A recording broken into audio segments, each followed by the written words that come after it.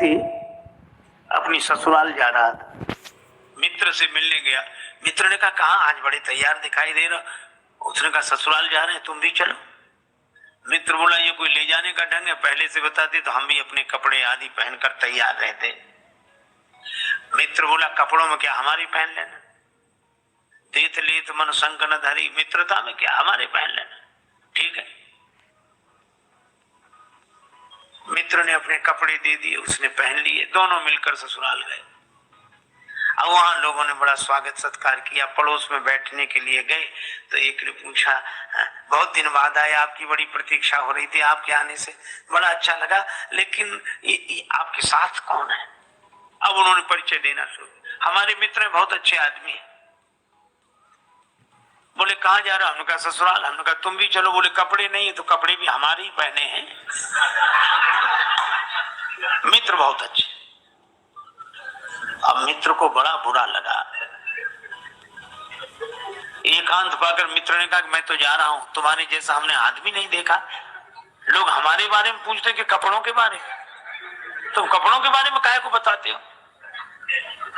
अरे बोला अब क्षमा करो, गलती हो गई, अब नहीं बोलूंगा। अब दूसरी जगह फिर बैठने गए, लोगों ने परिचय पूछा, कहने लगे हमारे बड़े अच्छे मित्र हैं, और हमने कहा ससुराल जा रहे हैं। एक ही कहने से हमारे साथ आ गए, और कहते कहते निकल गया कपड़े। अब कहा तो मित्र फिर डांटेगा कि ये कपड़े, तो लोगों ने कहा कपड़े क्या कपड़े, तो बोले कपड़े ये इनके अपने हैं, ये खुद के कपड़े पहने हैं, खुद के अपने।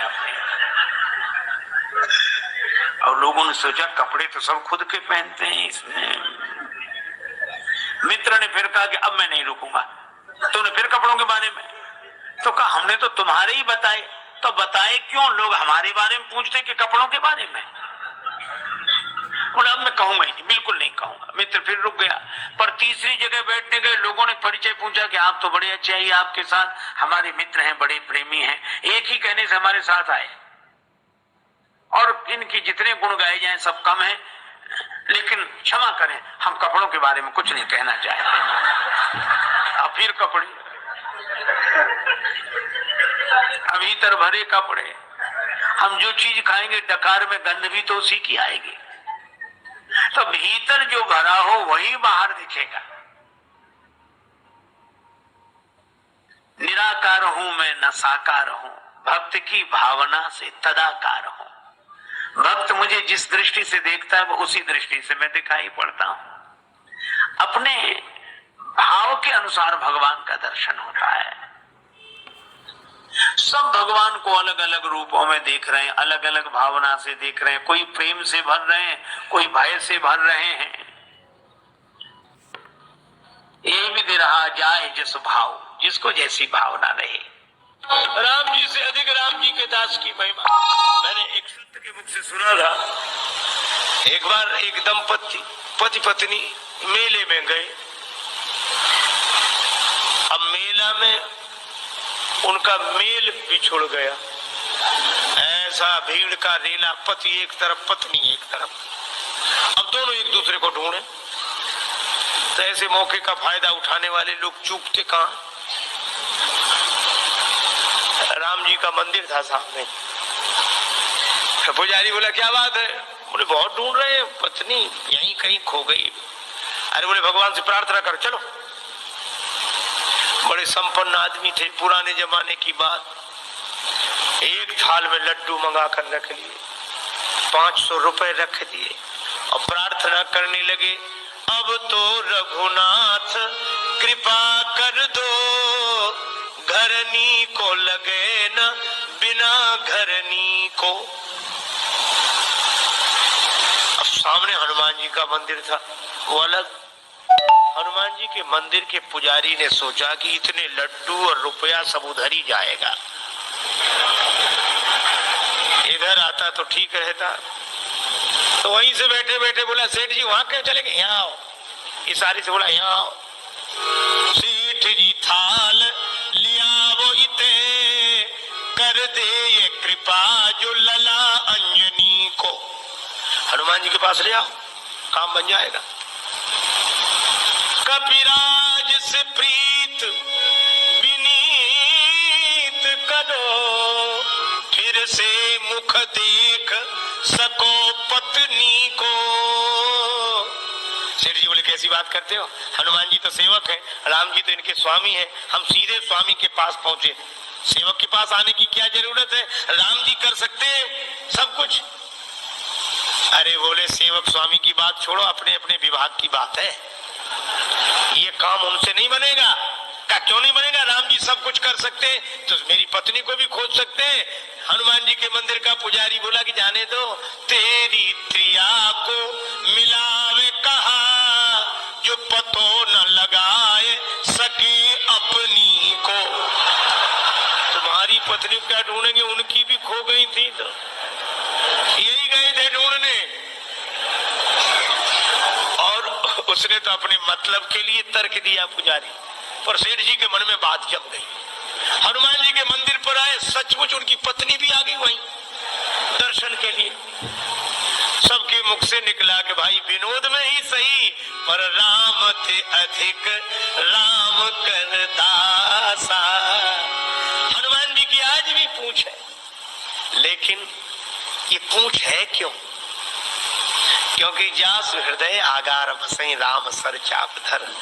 अभिमान हृदय में रखने वालों की पूंछ नहीं रहती, भगवान को हृदय में रखने वालों की पूंछ रहती है। ये विचार करो, तुम्हें भगवान ने बनाया कि भगवान को तुमने बनाया?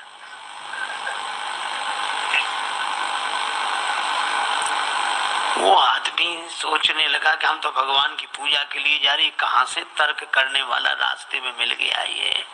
तो उसने कहा कि भैया तुम बताओ क्या करें, हम तो मंदिर में दिया रखने जा रहे हैं, पूर्वजों से हमारे सब पितर यही करते आए हैं। तो वो क्या बोला, इतने दिनों से गलती चली आए तो क्या सही मान ली जाएगी? इसका अर्थ तुम भी गलत, तुम्हारी पीढ़ियां भी गलत। उस व्यक्ति ने कहा तो हम क्या करें ये बताओ।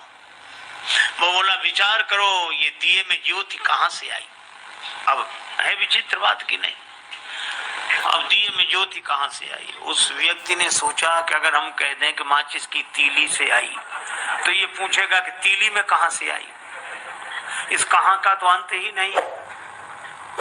उस व्यक्ति ने बड़ा अच्छा काम किया, जैसे उसने पूछा कि दिए में ज्योति कहां से आई, उसने फूंक मार कर दिया ही बुझा दिया। जैसे ही दिया बुझाया तो उस व्यक्ति ने कहा कि तुमने दिया क्यों बुझा दिया? तो यह व्यक्ति बोला कि अब तुम ही बताओ दिए की ज्योति कहां गई?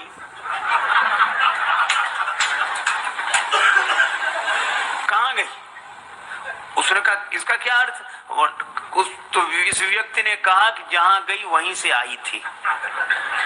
आई थी, हम नहीं बता सकते, गई थी तुम नहीं बता सकते, काहे को बेकार विवाद में पड़ते हैं।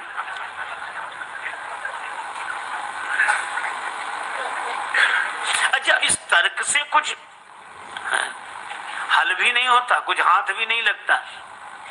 तर्क से आप कुछ भी सिद्ध कर दो। महाभारतकार कहते हैं तर्को प्रतिष्ठा, इस तर्क की कोई प्रतिष्ठा नहीं है।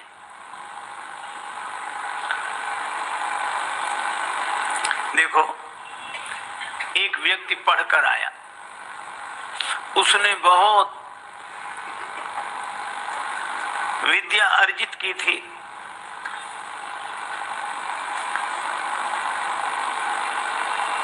माँ ने कहा कि बेटा तू अभी अभी लौटा है,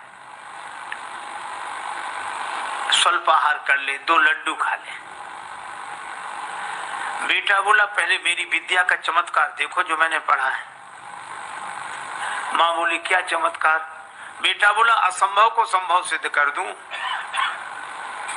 माँ बोली कैसे करेगा, जो है नहीं उसको कैसे सिद्ध करेगा? पिता भी पास आकर बैठ गया कि देखें इसकी विद्या। बेटा बोला कि लड्डू कितने रखे हैं? माँ बोली 2, बेटा बोला 3। का कैसे? बोला अभी सिद्ध कर देता हूं। का गिनो। माँ ने गिनना शुरू किया, 1 लड्डू में 1, दूसरे लड्डू पर उंगली रखी 2, बेटा बोला 2 और 1 3। अब माँ इधर से भी गिने 1, बेटा कहे ठीक, 2, बेटा तुरंत कहे 2 और 1 3। गणित का सिद्धांत, जहाँ 2 और 1 वहाँ 3 तो होते ही हैं। अब माँ ने कहा कि बेटा मैं सिद्ध भले ही ना कर पाऊं पर लड्डू तो 2 हैं। बेटा बोला सिद्ध करो तो मानो, लड्डू तो 3 हैं। उसका पिता बैठा था पास में और पिता भी तो उसी का पिता था।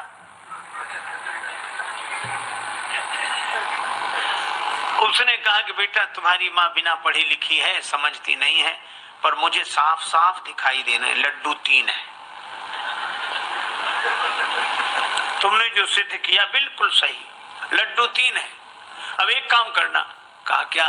कि 1 लड्डू मैं खा लूंगा, दूसरा लड्डू तुम्हारी माँ खा लेगी और तीसरा तुम खा लेना।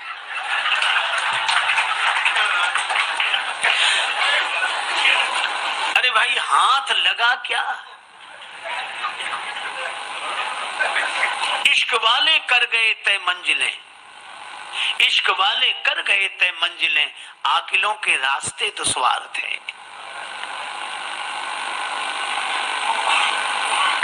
एक आदमी गांव में गया, अपने मित्र के साथ घूमने निकला तो छोटा सा गांव, एक व्यक्ति तेल बेचता था, अकेला आदमी, और भीतर उसने कोल्हू चला रखा और बाहर बैठकर तेल बेचे।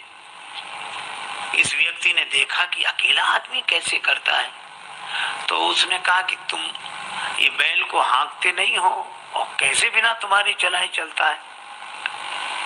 तो उस आदमी ने कहा कि बैल को मैं हाँक देता हूं और जब चलने लगता है तो बाहर आके बैठ जाता हूं, तो उसे पता नहीं लगता कि तुम पीछे हो। तेल बेचने वाले ने कहा हमने उसकी आंख पर पट्टी बांध रखी।